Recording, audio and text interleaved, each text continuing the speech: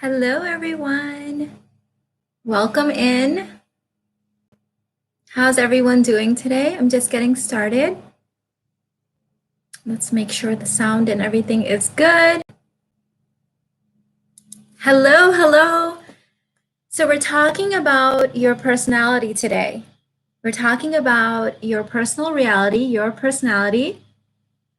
And I asked you guys to bring your journal, something to drink, and we're really going to dive in today. So in society, we seem to have this belief system that you are who you are, that your personality is what it is. So and so is just like that. I'm just like this. And that's the end of it, right?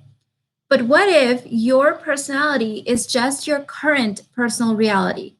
And it's ever changing and it's ever evolving, hopefully, unless you're stuck and stagnant, which is a decision, it's a choice. So what if you can completely change your personal reality, change your personality, and then change your life? So this is one of the things that I noticed was different in me than my peers. Since I was younger, I noticed that when someone had something or was doing something amazing, other people said, she's just lucky, or doesn't it's probably nice to be her, huh? Right? She's just lucky. She just, it's like luck out. And I found myself asking, what does she know? How does she breathe? How does she behave? What are her thoughts? What is she doing that I need to do? And this is just, I don't know where I got this from. It's kind of been ingrained in me since I was a little girl somehow, probably part of my personality.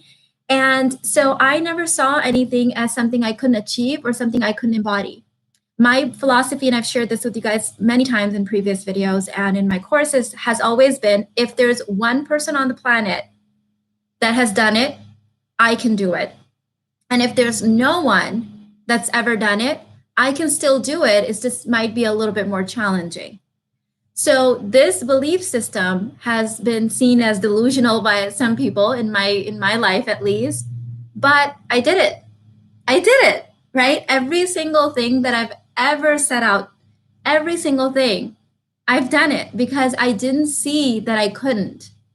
If other people had it, meant that was the universe showing me a catalog of what was possible for me. So my question for you, this is a journaling prompt. This is literally the journaling prompt that I still use is, who do I need to become to have that thing, to call it forth? So most people think that the reality, the other circumstances need to change, and then you'll have the thing. But what if you need to change and then the thing gets to come to you? You get to change who you are.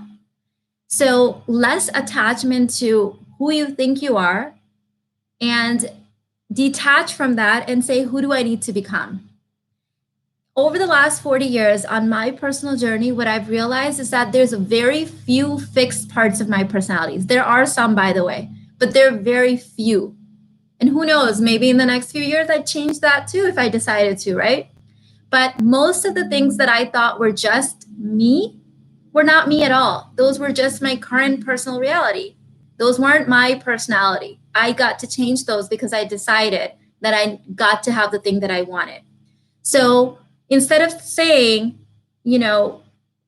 she just married well, or she's the type of woman that attracts men, I started saying, what does she know? What does she know? Who do I need to become? What do I need to embody to be that woman? Right? In business, same thing. I didn't say she got lucky, she knew the right people. I said, who do I need to become to be that person? Who do I need to become? So I'm constantly changing my personal reality, which means that my personality is always changing, which means that I'm always becoming a match for that which I desire, which means I always get whatever I want. I always get whatever I want, because if I really want it, I should be able to change my personal reality to match that desire. So it's not that people have money and then they behave a certain way. They behave a certain way and then they magnetize money to them. Same thing with clients. Same thing with the man of your dreams. Same thing with the life that you desire. There is a certain embodiment that needs to come first. That personality needs to come first. When it doesn't, we've got the curse of the lottery. Like lottery winners, 95% of them who won more than 5 million, I think that was the study that was done, end up worse off than before. They say they wish they never won the lottery. Why? Because their personal reality didn't change. They just got the money and they had to go back because nothing internally in them had changed. So what if it's not your partner? What if it's not your mother? What if it's not your job? What if it's not your circumstances? What if you need to embody a new personality? What if you need to rise above the current circumstances of your culture, of whatever you think is holding you back? What if you decided that it no longer gets to have a hold of you? That you get to be the kind of person that gets whatever you desire.